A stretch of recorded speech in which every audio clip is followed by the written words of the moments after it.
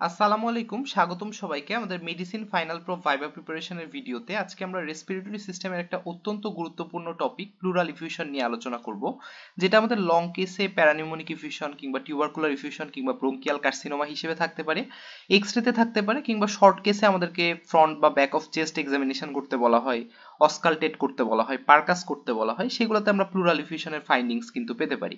তো এই টপিক থেকে আমাদের প্রিভিয়াস 2 ইয়ার্স এর সিনিয়রদের প্রশ্ন যদি আমরা দেখি ভাইভাতে, তাহলে অসংখ্যবার এই প্রশ্নটা ধরা হয়েছে, মানে কাউন্ট করা যাবে না এরকম অবস্থা। তো সেখান থেকে আমি সেই প্রশ্নগুলোকে সর্ট আউট করে প্রায় 24টা ইউনিক প্রশ্ন বা টপিক হিসেবে সেটাকে সর্ট আউট করার চেষ্টা করেছি, যেখানের ভেতরে অনেক মাল্টিপল অ্যাডেড প্রশ্নও আছে। তো এই 24টা প্রশ্ন পড়লে এই টপিক থেকে আমার মনে হয় আর খুব একটা প্রশ্ন পড়ার মতো বাকি থাকবে না। তো আজকে আমরা সেগুলোকে সলভ করার চেষ্টা করব। আর আমার কাছে মনে হয় এখানে শর্ট কেসটা বেশি কমনলি আসে, এক্সরে কমনলি আসে, লং কেসটা একটু কম কমন, এই জন্য এটাকে আমি লাস্টে বলেছি, অর্থাৎ লং কেসটা আমি লাস্টে প্রেজেন্ট করব। এটা আগেই বলে রাখলাম, তার কারণ হচ্ছে অনেকের 2-1 মিনিট পরে কনসেন্ট্রেশন ব্রেক হয়ে যায়, তো তারা চাইলে লাস্টে যেয়ে শুধু লং কেসটাও দেখতে পারে, কারণ অনেকের লং কেসের প্রতি একটু এক্সট্রা ইন্টারেস্ট থাকে, তো তারা হচ্ছে শুধু লং কেসটা লাস্টে দেখতে পারে। তো আমরা শুরু করি শর্ট কেস দিয়ে, যে আমাদেরকে যখন এক্সামিনেশন করতে বলা হবে সেখান থেকে আমাদের কি কি প্রশ্ন করা হবে। আর এই টোটাল ভিডিওকে আমি প্রায় 8টা সেগমেন্টে ভাগ করেছি। আমাদের ফার্স্ট সেগমেন্ট হচ্ছে এক্সামিনেশন ফাইন্ডিংস। শর্ট কেসে আমাদেরকে এক্সামিনেশন করতে বলা হয়। এক্সামিনেশন আমরা ওয়ার্ডে সবাই দেখেছি, আশা করি এটা আমরা করতে পারি। এক্সামিনেশন আমরা শুরুতে গ্রিটিংস দিয়ে ইন্ট্রোডাকশন করি, পারমিশন, অ্যাটেন্ডেন্ট, পজিশনিং, এক্সপোজার, এগুলো আমরা সবাই জানি। তারপরে আমরা ইন্সপেকশন করতে যাই। আমাদেরকে এক্সামিনেশন করার পরে আসলে ফাইন্ডিংস জিজ্ঞাসা করে প্রথম প্রশ্ন, অথবা স্পেসিফিক্যালি ইন্সপেকশন বা পালপেশন এরকম স্পেসিফিক ফাইন্ডিংসও জিজ্ঞাসা করতে বলতে পারে। তো শুরুতেই আমরা ইন্সপেকশন করি। এটা আমি একটু বলে রাখি যে ইন্সপেকশনকে আমরা অনেকেই অনেক লাইটলি নিই, যে জাস্ট দেখে নিব, সমস্যা কি, কিন্তু এটা আসলে এতটাও সহজ না। তো এটা আমার কাছে কঠিন লাগে, এই জন্য আমি এটাকে 4টা পার্টে ভাগ করে চিন্তা করি যে আমাকে ওইখানে যেয়ে 4টা কাজ করতে হবে। আমার প্রথম কাজ থাকে যে আমি যাতে 2টা এন্ডে যেয়ে পেশেন্টকে দেখি, এবং 2টা এন্ডে যাতে আমি বসে বসে দেখি, ঠিক আছে? বসে দেখলে জিনিসটাকে ঠিকঠাক ভাবে কম্পেয়ার করা যায়। এবং আমি নিচে বসে যাব পায়ের উপরে, এবং বসে 2টা এন্ড থেকে আমি কি দেখব, দেখবো shape of the chest, visible কোনো ইম্পালস আছে কিনা, কার্ডিয়াক বা এপিগ্যাস্ট্রিক ইম্পালস, এনগর্জড ভেইন কিংবা কোনো মার্ক আছে কিনা, scar mark, radiation mark, tattoo mark, needle puncture mark, এগুলো আছে কিনা। এই 4টা জিনিস আমরা দেখবো। সাথে আরো 3টা জিনিস দেখতে পারি, flattening of chest, drooping of shoulder, crowding of lips, এগুলো আছে কিনা আমরা দেখতে পারি। ফাইব্রোসিস বা কোলাপসের ক্ষেত্রে এগুলো থাকতে পারে। আমার সেকেন্ড কাজ হবে তার গলার দিকে তাকানো, পেশেন্টের গলার দিকে তাকানো, এবং কোনো অ্যাক্সেসরি মাসেল ইনভলভমেন্ট আছে কিনা সেটা দেখা। এটাকে আলাদা পয়েন্ট কেন দিলাম, কারণ অনেকের দাড়ি থাকে, তার দাড়িটা সরায় তারপরে দেখতে হয়, তো তখন আমরা দাড়ি সরায় দেখবো অ্যাক্সেসরি মাসেলের ইনভলভমেন্ট আছে কিনা। থার্ড পয়েন্ট হচ্ছে আমি তার পালসে হাত দিব, পালসে হাত দিয়ে রেসপিরেটরি রেটটা দেখবো, 1 মিনিট ধরে রেসপিরেটরি রেট কত সেটা আমরা দেখে নিব। এবং অনেকে বলে যে ইন্সপেকশন নন টাচ টেকনিক, আসলে এরকম কোনো কিছু বইতে লেখা নাই, তাই আমরা পালসে হাত দিতে পারি, দাড়িতে হাত দিতে পারি, এগুলো সমস্যা না।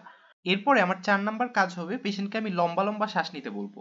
লম্বা শ্বাস নিতে বলে আমি ইন্টারকোস্টাল কোনো ইনড্রয়িং আছে কিনা, সুপ্রাস্টার্নাল বা সুপ্রাক্লাভিকুলার রিসেশন বা এক্সক্যাভেশন আছে কিনা, কিংবা কোনো পাশে মুভমেন্ট রেস্ট্রিকশন আছে কিনা সেটা দেখে নিব। এটা আমাদের জন্য খুবই ইম্পর্টেন্ট। এটা আমরা করব ফ্রন্ট থেকে যখন এক্সামিনেশন করব। ব্যাক থেকে এক্সামিনেশন করলে আসলে এত কিছু করার সুযোগ থাকে না, আমরা জাস্ট মুভমেন্ট রেস্ট্রিকশন আছে কিনা এবং কোনো মার্ক আছে কিনা, কোনো রেডিয়েশন মার্ক, কোনো স্কার মার্ক, এগুলো আছে কিনা, এগুলো ব্যাক থেকে দেখবো।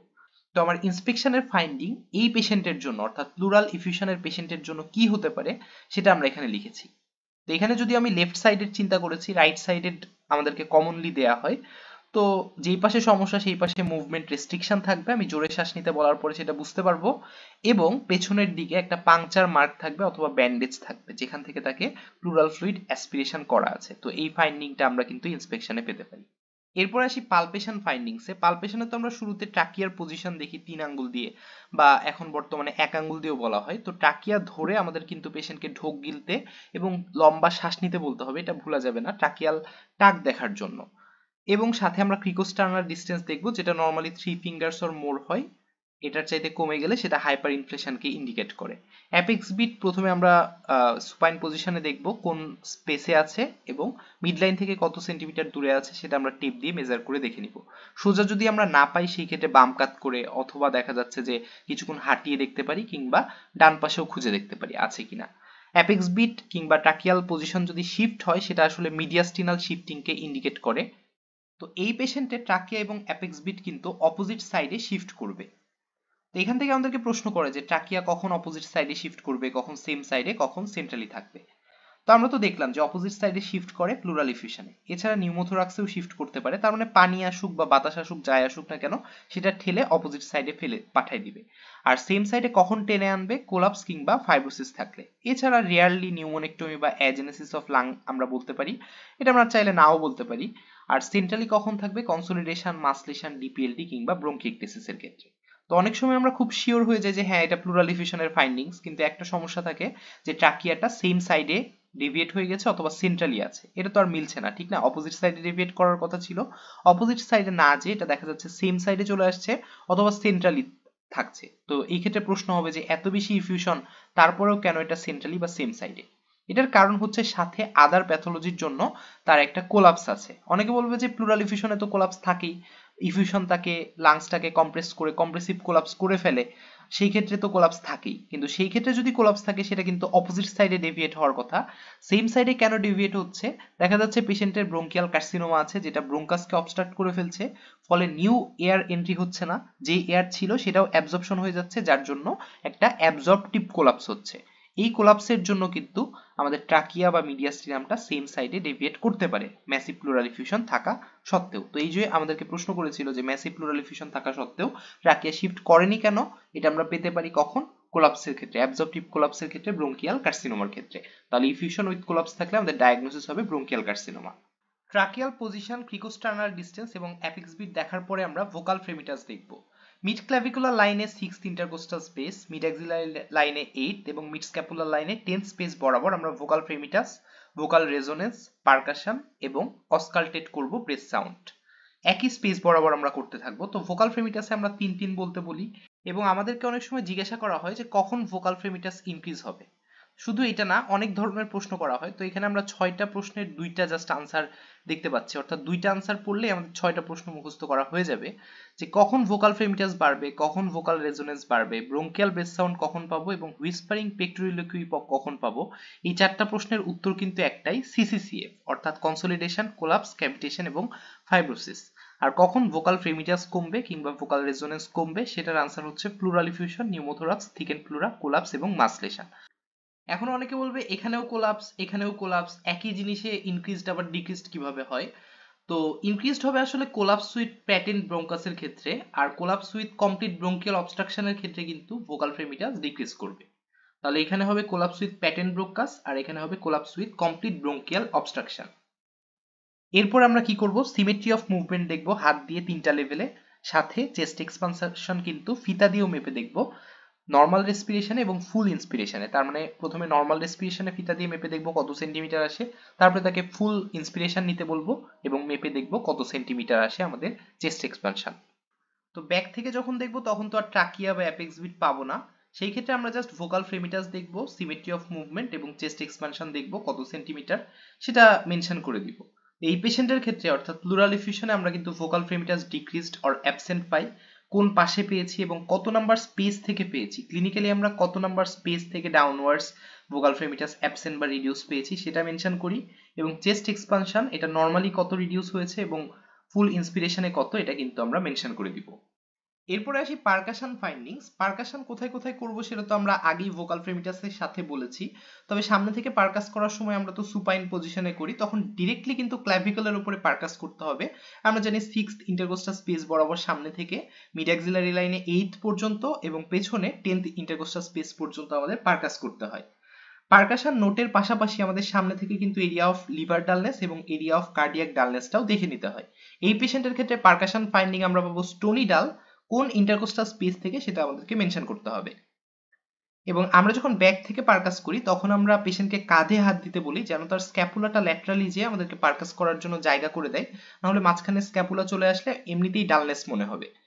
তো আমরা অ্যাপেক্সে পারকাস করি, ট্র্যাপিজিয়াসের উপরে 3বার পারকাস করি, দেন প্যারাভার্টিব্রাল স্পেসে 4th, 5th এবং 6th ইন্টারকোস্টাল স্পেসে পারকাস করি, দেন ডরসাল স্ক্যাপুলার লাইনে টিপ অফ স্ক্যাপুলার নিচে 3টা স্পেসে পারকাস করি, 7, 8 এবং 9 নাম্বার ইন্টারকোস্টাল স্পেসে।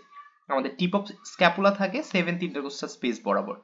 আমরা কখন ডাল পাই? প্লুরাল ইফিউশনে স্টোনি ডাল পাই, থিকেন প্লুরাতে ইম্পেয়ার্ড ডালনেস, কনসোলিডেশনে উডি ডাল, কোলাপস, মাসলেশন এবং রেস্ট হেমিডায়াফ্রাম ডিউ টু হ্যাপাটোমেগালির ক্ষেত্রেও কিন্তু আমরা রাইট সাইডে ডালনেস পেতে পারি।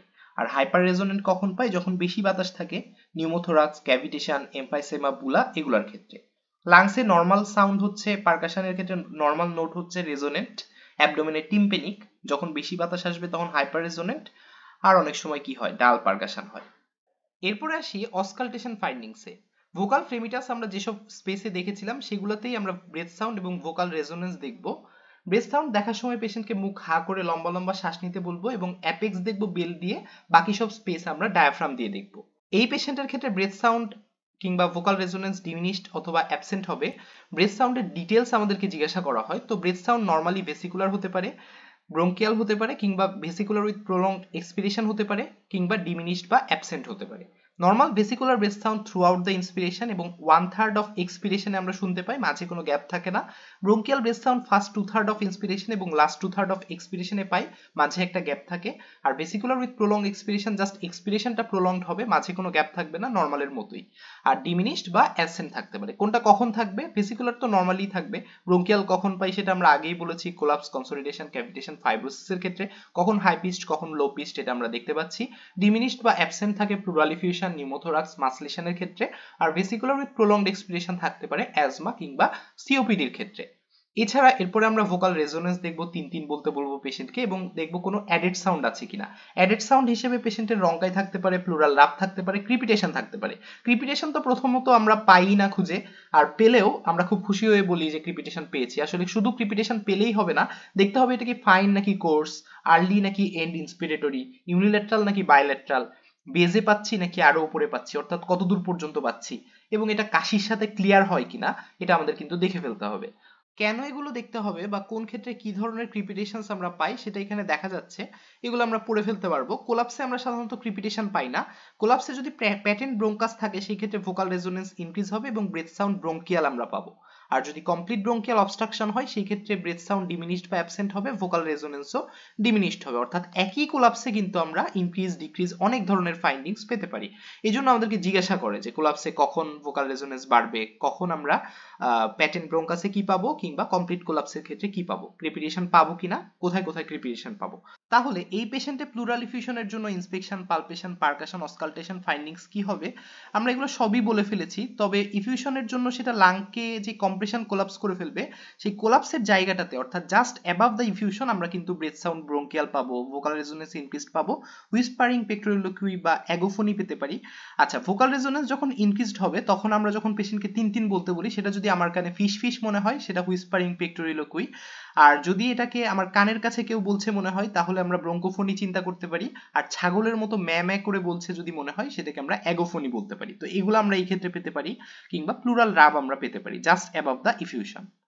তো এত কিছুর পরে আমাদের এক্সামিনেশন করা হয়ে গেল। আমরা ডায়াগনোসিস কি বলবো? ডায়াগনোসিস হচ্ছে লেফট সাইডেড প্লুরাল ইফিউশন, অথবা যদি মিডিয়াস্টিনাল শিফটিং থাকে সেই ক্ষেত্রে বলতে পারি left sided massive pleural effusion. আর যদি মিডিয়াস্টিনাল শিফটিং না থাকে অর্থাৎ ইফিউশন থাকা সত্ত্বেও যদি সেন্ট্রাল বা সেম সাইডেড ট্রাকিয়া থাকে তাহলে বুঝবো সাথে আদার প্যাথোলজির জন্য আমাদের কোনো কোলাপস আছে, অর্থাৎ প্লুরাল ইফিউশন উইথ কোলাপস। শুরুতেই বলেছিলাম আমরা ভিডিওকে 8টা সেগমেন্টে ভাগ করব। আমাদের প্রথম সেগমেন্ট এক্সামিনেশন সেগমেন্টটা শেষ হয়ে গেল। এবার আমাদের next segment differential diagnosis. Diagnosis তো আমরা একটু আগে করলাম, এখন জিজ্ঞাসা করবে তোমার ডিফারেনশিয়াল ডায়াগনোসিস কি। তো ডিডি হিসেবে আমরা থিকেন প্লুরা এবং মাসলেশনকে রাখতে পারি। জিজ্ঞাসা করতে পারে কেন এটা কনসোলিডেশন না, অর্থাৎ এটার পালপেশন, অসকালটেশন এবং পারকাশনে প্লুরাল ইফিউশনের সাথে ডিফারেন্স জিজ্ঞাসা করতে পারে। প্লুরাল ইফিউশনে আমরা পারকাশন নোট স্টোনি ডাল পাই যেটা কনসোলিডেশনে উডি ডাল। পালপেশনে আমরা শিফটিং পাই মিডিয়াস্টিনামের, কিন্তু কনসোলিডেশনে কোনো শিফটিং পাই না। অসকালটেশনে প্লুরাল ইফিউশনের ক্ষেত্রে ব্রেথ সাউন্ড বা ভোকাল রেজোনেন্স ডিমিনিশড বা অ্যাবসেন্ট পাই, কিন্তু কনসোলিডেশনের ক্ষেত্রে সেটা ব্রোঙ্কিয়াল এবং ভোকাল রেজোনেন্স ইনক্রিজড পেয়ে থাকি। কেন এটা কোলাপস না? কারণ প্লুরাল ইফিউশনে যেহেতু অপোজিট সাইডে ডেভিয়েট করে ট্রাকিয়া বা অ্যাপেক্স বিটকে, কোলাপসে কিন্তু সেম সাইডে শিফট করে। আর প্যাটেন্ট ব্রোঙ্কাস থাকলে ভোকাল রেজোনেন্স ইনক্রিজ থাকে এবং ব্রোঙ্কিয়াল ব্রেথ সাউন্ড আমরা পেয়ে থাকি, যেটা প্লুরাল ইফিউশনের ক্ষেত্রে ডিমিনিশড বা অ্যাবসেন্ট পাওয়া যায়।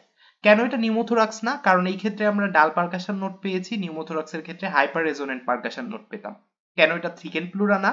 কারণ এই ক্ষেত্রে আমরা মিডিয়াস্টিনাল শিফটিং পেয়েছি অপোজিট সাইডে এবং ডালনেস পেয়েছি স্টোনি ডাল, যেটা থিকেন প্লুরার ক্ষেত্রে ইম্পেয়ার্ড ডালনেস থাকে এবং মিডিয়াস্টিনাম শিফটিং থাকে না। তো জিজ্ঞাসা করতে পারে থিকেন প্লুরার কজ কি, মানে এটা হুট করে কোত্থেকে আসলো। এটা কিন্তু টিবির পরে বা ট্রমার পরে কিংবা রেডিয়েশনের পরে হতে পারে, এবং যেহেতু বোথ লেয়ার থিক হয়ে পরস্পরের সাথে অ্যাডহেয়ার করে এই জন্য মাঝে কোনো পটেনশিয়াল স্পেস থাকে না, প্রেসার বেড়ে যায়, যার কারণে লাং ভলিউম কিন্তু কমে যায়। এটার ট্রিটমেন্ট হচ্ছে প্লুরাল অ্যাব্রেশন বা প্লুরেক্টমি। ডিফারেন্সিয়াল ডায়াগনোসিস সেগমেন্ট শেষ করার পরে আমাদের থার্ড সেগমেন্ট কজেস। কজেস বিভিন্নভাবে জিজ্ঞাসা করা হয়, শুধু কজেস অথবা কমন কজ, অথবা এই পেশেন্টের ক্ষেত্রে কজ কি হতে পারে, কিংবা ওল্ড এজে কজ কি হতে পারে, কিংবা লেফট সাইডেড প্লুরাল ইফিউশন বা রাইট সাইডেড প্লুরাল ইফিউশনের কজ সেপারেটলি জিজ্ঞাসা করতে পারে, ম্যাসিভ প্লুরাল ইফিউশনের কজ কিংবা malignant, connective tissue, abdominal, haematological এগুলোর আলাদাভাবে কজ জিজ্ঞাসা করতে পারে। তো এমনিতে কজ জিজ্ঞাসা করলে আমরা এক্সুডেটিভ এবং ট্রানজুডেটিভ এই দুই ভাগে ভাগ করে বলতে পারি। এক্সুডেটিভ যেগুলো সেগুলো ইউনিল্যাট্রাল এবং ট্রানজুডেটিভ গুলা বাইল্যাট্রাল, এগুলো এখানে আমরা দেখতে পাচ্ছি। এই কজগুলো আমরা মুখস্থ করে ফেলবো খুব ভালোভাবে। এবং কমন কজ জিজ্ঞাসা করলে আমরা অবশ্যই এই কজগুলো ডেভিডসনে লেখা আছে, এর মধ্যে চারটা বলবো: টিউবারকুলোসিস, প্যারানিউমোনিক ইনফিউশন, ম্যালিগন্যান্ট ডিজিজ এবং পালমোনারি ইনফাকশন। এই চারটা আমরা খুব ভালোভাবে মুখস্থ করে রাখবো। এই পেশেন্টের কজ কি জিজ্ঞাসা করলে আমরা পেশেন্টটা ইয়াং নাকি ওল্ড নাকি মিডিল এজ সেটা চিন্তা করে, মিডিল এজ বা এল্ডারলি যদি হয় সেই ক্ষেত্রে আমরা ব্রঙ্কিয়াল কার্সিনোমা সবার আগে বলবো, তারপরে টিবি বা প্যারানিউমোনিক ইনফিউশন। কিন্তু ইয়াং হলে কার্সিনোমা সাধারণত বলবো না, টিবি বা প্যারানিউমোনিক ইনফিউশন চিন্তা করতে পারি। লেফট রাইটের কজ আলাদাভাবে সেখানকার স্ট্রাকচার দিয়ে মনে রাখতে পারি, কিংবা ম্যাসিভ প্লুরাল ইফিউশনের cause, malignant cause, connective tissue, haematological, abdominal এগুলো আমরা এখানে দেখতে পাচ্ছি, এগুলো পড়ে ফেলতে পারবো। কজ তো আমরা পড়ে ফেললাম, এরপরে আমরা এই বিভিন্ন কজের জন্য বিভিন্ন জেনারেল এক্সামিনেশন ফাইন্ডিংস পেতে পারি। এই জন্য আমরা ফোর্থ সেগমেন্টে জেনারেল এক্সামিনেশন নিয়ে আলোচনা করব। স্যার আমাকে বলতে পারে আর কি রেলেভেন্ট এক্সামিনেশন করতে চাও রেসপি এক্সামিনেশনের পরে। তো আমরা রেলেভেন্ট এক্সামিনেশনে কি কি ফাইন্ডিংস পাবো বা জেনারেল এক্সামিনেশনে কি কি ফাইন্ডিংস পাবো? পেশেন্ট ইল লুকিং থাকতে পারে, টিবি, ম্যালিগনেন্সি এগুলোর ক্ষেত্রে পেশেন্টের অ্যানোরেক্সিয়া, ওয়েট লস থাকতে পারে যার জন্য পেশেন্ট ম্যালনারিশ থাকতে পারে, যে কোনো ক্ষেত্রে অ্যানিমিয়া, সায়ানোসিস থাকতে পারে। এটা যদি সিএলডির জন্য হয় তাহলে জন্ডিস কিংবা স্টিগমাটা অফ সিএলডি থাকতে পারে। ম্যালিগনেন্সির জন্য হলে পেশেন্টের ক্লাবিং থাকতে পারে। এটা সেপারেটলি একটা প্রশ্নই আছে যে ক্লাবিং থাকলে কি সাসপেক্ট করবা? আমরা ম্যালিগনেন্ট ইনফিউশন সাসপেক্ট করব। এছাড়া পেশেন্ট ক্রনিক স্মোকার হলে নিকোটিন স্টেইন থাকতে পারে, ম্যালিগনেন্সিতে রেডিয়েশন মার্ক থাকতে পারে, পেশেন্টের টিকিকার্ডিয়া থাকতে পারে, হাই গ্রেড বা লো গ্রেড টেম্পারেচার থাকতে পারে, প্যারানিউমোনিক ইনফিউশন হলে হাই গ্রেড, টিবি হলে লো গ্রেড টেম্পারেচার থাকতে পারে, পেশেন্টের রেসপিরেটরি রেট ইনক্রিজ থাকতে পারে, ইডিমা থাকতে পারে, congestive cardiac failure, nephrotic syndrome, এরকম কিছু ট্রান্সোডেটিভ কজে আমাদের ইডিমা থাকতে পারে। লিম্ফোমা হলে লিম্ফ নোড প্রেজেন্ট থাকতে পারে, ম্যালিগনেন্সির ক্ষেত্রে লিম্ফ নোড থাকতে পারে, বিভিন্ন কানেকটিভ টিস্যু ডিজিজের ফিচার আমরা পেতে পারি, কিংবা কনজেস্টিভ কার্ডিয়াক ফেইলার, মিক্সিডিমা এগুলোর ফিচার আমরা জেনারেল এক্সামিনেশনে পেতে পারি। এরপরে আমরা ফিফথ সেগমেন্টে ইনভেস্টিগেশন নিয়ে আলোচনা করব। ইনভেস্টিগেশনটা খুবই গুরুত্বপূর্ণ, এখানে প্রচুর প্রশ্ন দেখা যাচ্ছে ইনভেস্টিগেশন থেকে, যদিও শুধু 18 নম্বর প্রশ্ন আন্ডারে এগুলাকে রেখেছি, কারণ আমরা ইনভেস্টিগেশন পড়লেই এই সবগুলো প্রশ্নের আনসার একসাথে পেয়ে যাব। তো আমরা ইনভেস্টিগেশনটা পড়ে ফেলি। শুরুতেই আমরা পেশেন্টকে সিবিসি উইথ ইএসআর করতে দিব। সিবিসি করতে দিলে আমরা অ্যানিমিয়া পাবো, নিউমোনিয়ার জন্য লিউকোসাইটোসিস পেতে পারি, এবং টিবির জন্য লিম্ফোসাইটোসিস উইথ হাই ইএসআর আমরা পেতে পারি। এরপর আমরা পেশেন্টের চেস্ট এক্সরে করব। চেস্ট এক্সরের জন্য আমি আলাদা একটা সেগমেন্ট রেখেছি, কারণ পরীক্ষায় আমাদের এক্সরে একটা ফিল্ম দেওয়া থাকে, সেখান থেকে প্লুরাল ইফিউশন ডায়াগনোসিস করতে বলা হয়, এই জন্য এটা আমরা একটু পরে বলবো। এরপরে আমরা টিউবারকুলিন টেস্ট করব, যেটা টিবির জন্য হাইলি সাজেস্টিভ হবে যখন মোর দেন 10 হবে, এবং এটা একটা সাপোর্টিভ টেস্ট। এরপর আমরা ইম্পর্টেন্ট একটা টেস্ট করব, plural fluid aspiration for study.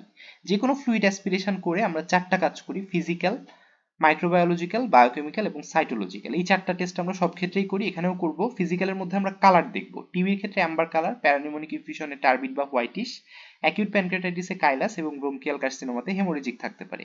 আরও বিভিন্ন কালার থাকতে পারে, আমি জাস্ট ইম্পর্টেন্ট গুলো মেনশন করেছি। মাইক্রোবায়োলজির মধ্যে আমরা স্টেনিং করব, গ্রাম স্টেন, এফবি স্টেন, কালচার সেন্সিটিভিটি করব এবং জিন এক্সপার্ট করব। নিডেল দিয়ে আমরা প্লুরাল ফ্লুইড নিয়ে তারপরে জিন এক্সপার্টে দিব। তারপরে বায়োকেমিক্যাল টেস্ট করব, সুগার কমে যেতে পারে ব্যাকটেরিয়াল কজে, প্রোটিন এক্সুডেটিভ নাকি ট্রান্সুডেটিভ সেটা পার্থক্য করার জন্য আমাদের একটা ক্রাইটেরিয়া থাকে, লাইটস ক্রাইটেরিয়া, ওইটার আন্ডারে আমরা প্রোটিন দেখে পার্থক্য করব। এবং কানেকটিভ টিস্যু ডিজিজের ক্ষেত্রে এলডিএইচ বেশি পেতে পারি এবং টিবির ক্ষেত্রে এডিএ বেশি পেতে পারি। এটা কিন্তু খুবই ইম্পর্টেন্ট, মোর দেন 40 হলে এটা টিবি সাজেস্ট করবে আমাদেরকে। ইভেন আমাদের দেশে যেহেতু টিবি খুবই কমন, মোর দেন 30 হলে আমরা প্যানিক করা শুরু করি। এছাড়া cholesterol, rheumatoid factor, triglyceride, amylase এগুলো আছে কিনা এগুলো আমরা দেখে ফেলবো। এরপর আমরা সাইটোলজি করব, রুটিনলি যা যা করা হয় সবগুলো তো করবোই, তার পাশাপাশি এক্সফোলিয়েটিভ সাইটোলজি করব ম্যালিগন্যান্ট সেল আছে কিনা দেখার জন্য। তো এখানে কিন্তু অনেক ধরনের প্রশ্ন ছিল, প্লুরাল ফ্লুইডে আমরা কি পেতে পারি, কি কি কালার পেতে পারি, টিবিতে কি কালার, হেমোরেজিক কিসে, এগুলো সব আমরা পড়ে ফেলেছি। কোন বায়োকেমিক্যাল টেস্ট করে আমরা টিবি কনফার্ম করি, আমরা জিন এক্সপার্ট করি, আর বায়োকেমিক্যাল টেস্টের মধ্যে এডিএ দেখি আমরা, ঠিক না? টিবির জন্য কি কি ইনভেস্টিগেশন, যদিও টিবি আমরা আলাদা আরেকদিন পড়বো, তারপরে এখানে আমরা কিছুটা দেখেছি। প্লুরাল ফ্লুইডে আমরা কি দেখি স্পেসিফিক, এডিএ দেখি, এডিএ কত পেলে টিবি, মোর দেন 40, আমাদের দেশের পার্সপেক্টিভে মোর দেন 30ও আমরা অনেক সময় বলে থাকি। কিভাবে তিনটা ডিজিজকে আমরা আলাদা করব প্লুরাল ফ্লুইড দেখে, সেটা আমি এখানে বলেছি যে টিবির ক্ষেত্রে আমরা ফ্লুইডের অ্যাপিয়ারেন্স পাবো সেরাস অ্যাম্বার কালার্ড, ম্যালিগনেন্সিতে সেরাস তবে ব্লাড স্টেইনড, আর নিউমোনিয়ার ক্ষেত্রে টার্বিড হোয়াইটিশ থাকবে। সবগুলাই এক্সুডেটিভ কজ এবং প্রিডোমিনেন্ট সেল হিসেবে আমরা জানি নিউমোনিয়াতে নিউট্রোফিল থাকবে, টিবিতে লিম্ফোসাইট থাকবে, ম্যালিগনেন্সিতে ম্যালিগনেন্ট সেল থাকবে, সেরোসাল সেল লিম্ফোসাইটও থাকতে পারে। আদার কিছু ফিচার আমরা পাবো, নিউমোনিয়াতে গ্রামস্টেন পজিটিভ হবে, ম্যালিগনেন্সিতে বায়োপসি পজিটিভ হবে 40% কেসে, এবং টিবিতে আমরা তো বলেছি যে এডিএ বেশি থাকবে এবং বায়োপসি করলে 80% ক্ষেত্রে কিন্তু পজিটিভ থাকবে, আবার কালচারও পজিটিভ থাকতে পারে। তো এইভাবে আমরা ডায়াগনোসিস কনফার্ম করার চেষ্টা করি। নেক্সট প্রশ্ন আমরা এখানে দেখতে পাচ্ছি যে নেক্সট ইনভেস্টিগেশন কি, যদি আমরা এখনো ডায়াগনোসিস কনফার্ম করতে না পারি, তখন আমরা প্লুরাল বায়োপসি নিব। প্লুরাল বায়োপসি কিভাবে নিব? আব্রামস অর কোপ নিডেল দিয়ে, এটা তো আমরা সবাই জানি। সাথে এটা যদি করতে না পারি সেই ক্ষেত্রে আমরা কি করব? থোরাকোস্কোপি করব। এই দুইটা মেথডে কিন্তু আমরা প্লুরাল বায়োপসি নিতে পারি, যেটা টিবির ক্ষেত্রে 80% কেসে পজিটিভ এবং ব্রোঙ্কিয়াল কার্সিনোমার ক্ষেত্রে 40 to 60% কেসে পজিটিভ। আর যদি বায়োপসি করতে না পারি সেই ক্ষেত্রে আমরা কিন্তু সিটি স্ক্যান করব। তাহলে নেক্সট প্রশ্ন আমাদের কি, যে কোন ইনভেস্টিগেশন করি আমরা নিডেল দিয়ে ফ্রম প্লুরাল ফ্লুইড? আমরা বলেছি জিন এক্সপার্ট করি। নেক্সট ইনভেস্টিগেশন কি? Plural biopsy. বায়োপসি করতে না পারলে কি করব? সিটি স্ক্যান করব। বায়োপসি আমরা কি দিয়ে করি? আব্রামস অর কোপ নিডেল দিয়ে করি। পেশেন্ট যদি এটা দিয়ে করতে না চায় সেই ক্ষেত্রে আমরা কি করব? থোরাকোস্কোপি করব। বায়োপসি টিবিতে কত পার্সেন্ট ক্ষেত্রে পজিটিভ? 80% কেসে, এবং ম্যালিগনেন্সিতে 40 to 60% কেসে কিন্তু পজিটিভ। কনফার্মেশনের জন্য টিবিতে আমরা জিন এক্সপার্ট করে থাকি সাধারণত। এরপরে পেশেন্টের যেহেতু স্পুটাম থাকে, আমরা স্পুটামকে মাইক্রোবায়োলজিক্যাল গ্রাম স্টেইন, এফবি স্টেইন, কালচার এগুলো করব। কোনো পালপেবল লিম্ফ নোড পেলে এফএনএসি বায়োপসি করব, এবং আদার বিভিন্ন কজ অনুসারে ট্রিটমেন্ট এবং ইনভেস্টিগেশন করতে পারি। অ্যান্টি নিউক্লিয়ার অ্যান্টিবডি, অ্যান্টি ডিএসডিএনএ, এগুলো এসএলির জন্য লিভার ফাংশন টেস্ট করতে পারি সিএলডি সাসপেক্ট করলে। Urine protein, serum total protein, AG ratio এগুলো দেখতে পারি। নেফ্রোটিক সিনড্রোম, সিকেডি, এই ধরনের ইউরিনারি কজ সাসপেক্ট করলে। তো এইগুলো হচ্ছে আমাদের ইনভেস্টিগেশন। আমরা লাইটস ক্রাইটেরিয়ার কথা বলেছিলাম, যেটার মাধ্যমে এক্সুডেটিভ কজ থেকে ট্রান্সুডেটিভ কজ থেকে আমরা আলাদা করতে পারি। নর্মালি প্রোটিন প্লুরাল ফ্লুইডে সিরামের চাইতে 0.5 এর চাইতে কম থাকে। যদি এটা 0.5 এর চাইতে বেশি হয়ে যায়, কিংবা প্লুরাল ফ্লুইডে প্রোটিনের পরিমাণ যদি 30 গ্রাম পার ডেসিলিটারের চাইতে বেশি হয়ে যায়, কিংবা প্লুরাল ফ্লুইডের এলডিএইচ যদি সেরাম এলডিএইচ এর 0.6 গুণের চেয়ে বেশি হয়ে যায়, বা 2/3 of the upper limit of normal serum LDH এর চাইতে বেশি হয়ে যায়, সেই ক্ষেত্রে আমরা সেটাকে এক্সুডেটিভ কজ হিসেবে চিন্তা করব। এটা হলো লাইটস ক্রাইটেরিয়া। ইনভেস্টিগেশনের সময় আমরা বলেছি যে আমরা চেস্ট এক্সরেকে আলাদা একটা সেগমেন্টে ডিসকাস করব। তো 6 সেগমেন্টে আমরা চেস্ট এক্সরে সম্পর্কে আলোচনা করব। এটা কিসের এক্সরে? এটা হচ্ছে চেস্ট এক্সরে। এটা শুরুতেই বলতে হবে, এটা কি অ্যাবডোমেন নাকি চেস্টের এক্সরে নাকি কিসের এক্সরে? তাহলে এটা একটা চেস্টের এক্সরে। এটা কি প্লেন নাকি কন্ট্রাস্ট? চেস্ট এক্সরে আমরা সবসময় প্লেন এক্সরেই করে থাকি, তো এটা না বললেও হবে, আমরা মেনশন করছি না, এটা জাস্ট চেস্ট এক্সরে বললেই হবে। এটা কোন ভিউ? এটা হচ্ছে পোস্টেরিয়র অ্যান্টেরিয়র ভিউ। দেখো পোস্টেরিয়র রিবস গুলা ভালো বোঝা যাচ্ছে। আর হার্ট শ্যাডো যদিও এখানে দেখতে পাচ্ছি না, হার্ট শ্যাডোটা অ্যান্টেরো-পোস্টেরিয়র ভিউ হলে বড় দেখা যেত, এখানে অতটাও বড় না। তাহলে এটা যেহেতু রিবস দেখলাম, রিবস দেখে বুঝতে পারলাম এটা একটা পিএ ভিউ। তাহলে this is a chest X-ray posterior anterior view showing. এখানে আমাদের ডেনসিটি দেখতে হবে। কোথায় সমস্যা? আমরা তো বুঝতেই পারছি যে এখানে সমস্যা, ঠিক না? এখানে কি আছে, কিরকম ডেনসিটি আছে? ডেন্স ওপাসিটি আছে। এখানে 4 ধরনের ডেনসিটি আমরা পাই: ডেন্স, ট্রান্সলুসেন্ট, হাইপার ডেন্স এবং হাইপার ট্রান্সলুসেন্ট। তো এটা ডেন্স কেন? গ্রেইশ হোয়াইট, বোনসের মতোও সাদা হয়নি, জাস্ট গ্রেইশ হোয়াইট মনে হচ্ছে, এই জন্য এটাকে আমরা ডেন্স ওপাসিটি বললাম। বোনসের মতো সাদা হলে আমরা বলতাম হাইপার ডেন্স, খুব বেশি কালো হলে বলতাম হাইপার ট্রান্সলুসেন্ট, আর অল্প কালো হলে বলতাম ট্রান্সলুসেন্ট। যেটা লাংসে আমরা দেখতে পাচ্ছি সেটা হলো ট্রান্সলুসেন্ট, আর নিউমোথোরাক্সে আমরা যেরকম কালো দেখতে পাই সেটা হলো হাইপার ট্রান্সলুসেন্ট। তাহলে this is a chest X-ray posterior anterior view showing dense homogeneous opacity in the. এরপরে আমাদের জোন বলতে হবে, কোন জোনে এই ওপাসিটিটা আমরা দেখতে পাচ্ছি। তাহলে টোটাল একটা চেস্ট এক্সরেকে আমরা 3টা জোনে ভাগ করি। Lower border of anterior end of second rib পর্যন্ত upper zone, lower border of anterior end of fourth rib পর্যন্ত মিডল জোন, এবং এর নিচে আমাদের লোয়ার জোন। তাহলে এখানে আমাদের অ্যান্টেরিয়র রিবকে খুঁজতে হবে, মানে anterior end of the rib খুঁজতে হবে। আমরা পোস্টেরিয়র থেকে যে অ্যান্টেরিয়র পর্যন্ত যাব, এটা ফার্স্ট রিব, এটা সেকেন্ড রিব। তাহলে এই পর্যন্ত একটা লাইন টানলে এর ওপরে আমরা আপার জোন পাবো, থার্ড রিব এবং ফোর্থ রিব দেখতে পাচ্ছি এখানে লাইন টানলে, তার উপরে আমরা মিডল জোন পাবো এবং তার নিচে আমরা কিন্তু লোয়ার জোন পাবো। তাহলে এটা কিন্তু আমাদের মিডল জোন এবং লোয়ার জোনে আছে। তাহলে this is a chest X-ray posterior anterior view showing dense homogeneous opacity in the middle and lower zone of left lung, এটা কি লেফট লাং নাকি রাইট লাং কিভাবে বুঝবো? এখানে লেখা আছে, এই লেখা দেখে বুঝতে পারবো, অথবা হার্ট শ্যাডো দেখে বুঝতে পারবো। যদিও এখানে ডেন্স ওপাসিটির জন্য হার্ট শ্যাডো বুঝতে পারছি না, তো এটা আমাদের এখানে বলার দরকার নাই। তারপরে এখানে একটা ফান্ডিক গ্যাস থাকে লেফট সাইডে, এটাও এখানে বোঝা যাচ্ছে না, তো আমরা এখানে এল লেখা দেখে চিনতে পারলাম যে এই পাশটা হচ্ছে লেফট সাইড, অথবা বুঝাই যাচ্ছে। তাহলে this is a chest X-ray posterior anterior view showing dense homogeneous opacity in the middle and lower zone of left lung. যদিও এখানে আপার লিখেছিলাম, আপার হবে না, সাথে প্লুরাল ইফিউশনের জন্য একটা কার্ভিলিনিয়ার আপার বর্ডার থাকে, এটা আমাদের মেনশন করতে হবে, এটা খুবই ইম্পর্টেন্ট। এরপরে আমরা দুইটা অ্যাঙ্গেল দেখব। আমাদের রিব কেজের সাথে ডায়াফ্রামের যে অ্যাঙ্গেল সেটাকে আমরা বলি কোস্টোফ্রেনিক অ্যাঙ্গেল, এটা এই পাশে ঠিক আছে। আর হার্টের সাথে আমাদের ডায়াফ্রামের যে অ্যাঙ্গেল সেটা হলো কার্ডিওফ্রেনিক অ্যাঙ্গেল, এটা এই পাশে ঠিক আছে, কিন্তু এই পাশে দুইটাই কিন্তু অবলিটারেটেড হয়ে গেছে। তাহলে আমরা বলবো কোস্টোফ্রেনিক অ্যান্ড কার্ডিওফ্রেনিক অ্যাঙ্গেলস আর obliterated on left side.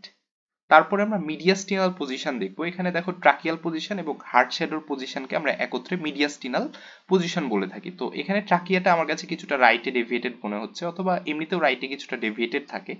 R heart shadow কিন্তু আমরা যদি সেন্টার থেকে চিন্তা করি, লেফটে 2/3 থাকার কথা আর রাইটে 1/3 থাকার কথা, তো এখানে অনেক বেশি মনে হচ্ছে রাইটে, তার মানে কিছুটা শিফটেড হয়েছে। তাহলে আমরা বলবো trachea shifted to the right, heart shadow shifted to the right, অর্থাৎ মিডিয়াস্টিনাল শিফটিং কিন্তু হয়েছে অপোজিট সাইডে, যেটা আমাদের প্লুরাল এফিউশনের ক্ষেত্রে আমরা পেয়ে থাকি।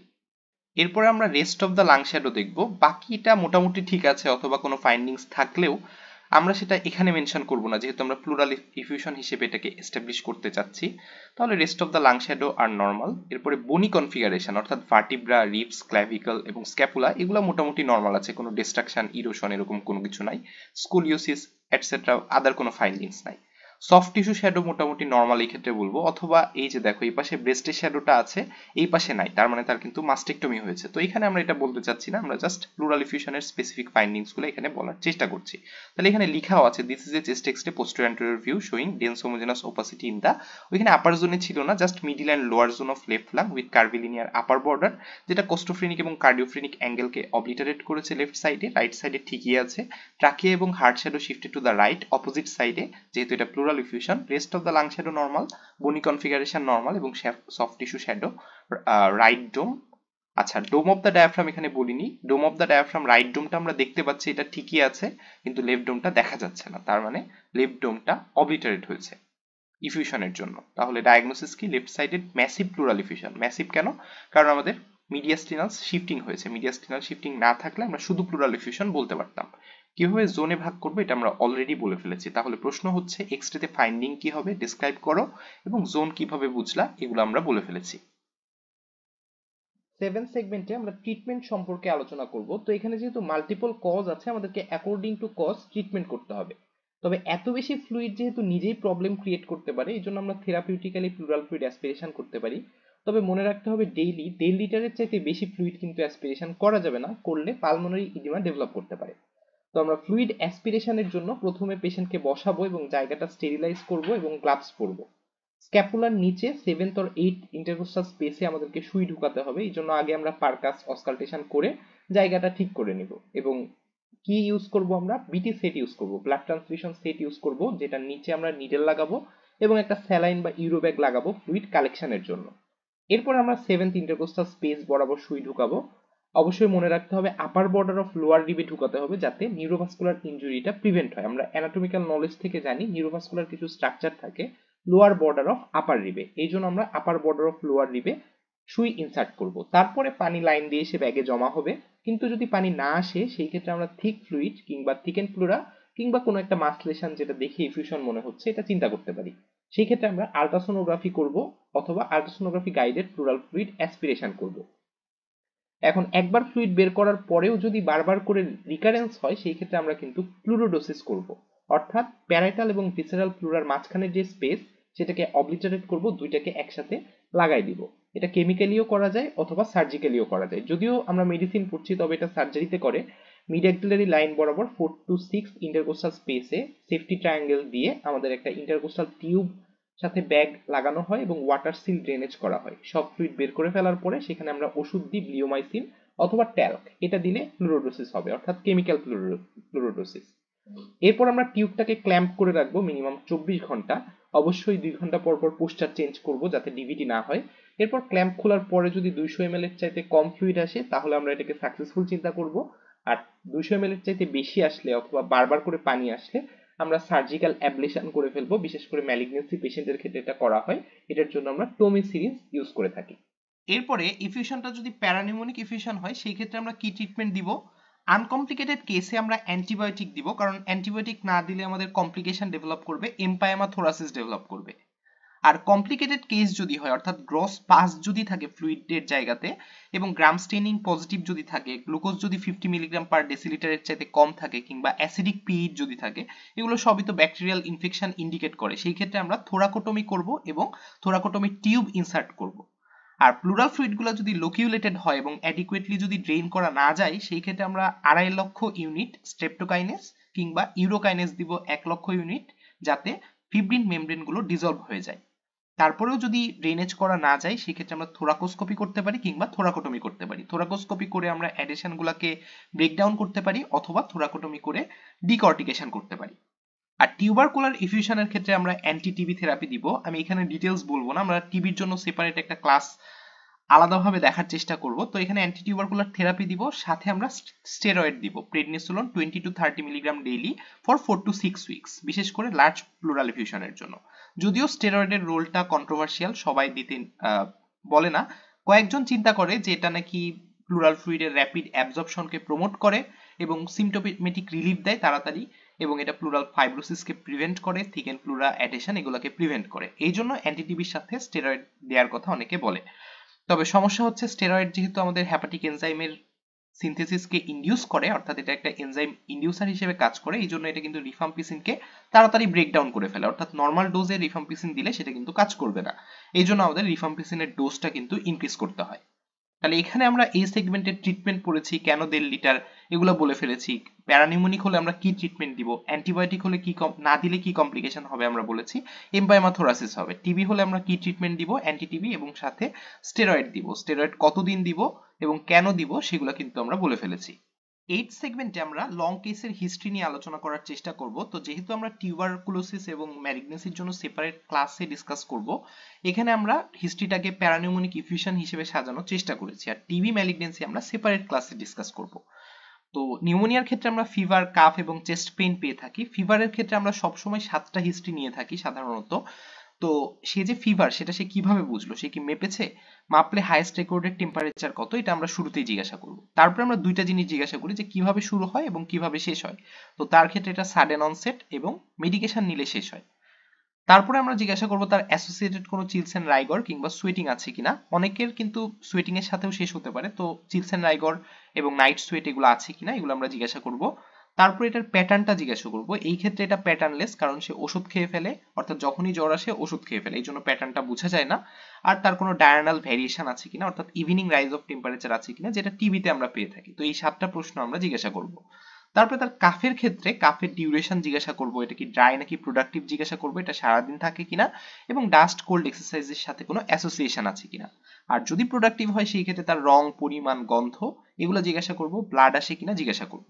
যদি ব্লাড আসে সেই ক্ষেত্রে কতবার ব্লাড আসে, কতটুকু ব্লাড আসে, এবং ব্লাডটা কি আসলেই হেমোপ্টাইসিস নাকি এটা স্যালাইভা কিংবা ভমিটাসের সাথে আসে, এগুলো আমরা জিজ্ঞাসা করে ফেলবো। তো এই পেশেন্টের ক্ষেত্রে 14 দিনের একটা কাশি, যেটা শুরুতে ড্রাই ছিল 3 দিন, তারপরে প্রোডাক্টিভ হয়ে গেছে এবং তার কালারটা yellowish, 1 teacup full, not foul স্পেনিং, নট ব্লাড স্টেইনড, এবং এটা পারসিস্ট করে থ্রু আউট দ্য ডে এবং এটার সাথে কোনো ডাস্ট, কোল্ড কিংবা এক্সারসাইজের রিলেশন নাই। তারপরে চেস্ট পেইন থাকতে পারে, যেটা আমরা সক্রেটিস দিয়ে ইলাবোরেট করব। রাইট সাইড অফ দ্য চেস্টে তার একটা গ্র্যাজুয়াল অনসেটে শার্প স্ট্যাবিং পেইন আছে, যেটা রাইট শোল্ডার বা আপার অ্যাবডোমেনে রেডিয়েট করে। তার অ্যাসোসিয়েটেড হেভিনেস আছে, এত বেশি পানি যেটার জন্য তার হেভিনেস ফিল হয়। তবে কোনো shortness of breath, palpitation, sweating, nausea, vomiting এগুলো কোনো হিস্ট্রি নাই। ডায়ারনাল কোনো ভ্যারিয়েশন নাই, যেটা ব্রিদিং এ এক্সাজারবেট করে এবং কাফিং এও এক্সাজারবেট করে, অর্থাৎ পেইনটা ব্রিদিং বা কাফিং এ এক্সাজারবেট করে, যেহেতু এটা একটা প্লুরিটিক পেইন। এবং রাইট সাইডে লাই করলেও কিন্তু এক্সাজারবেট করে, এটার সিভিয়ারিটি হচ্ছে মডারেট।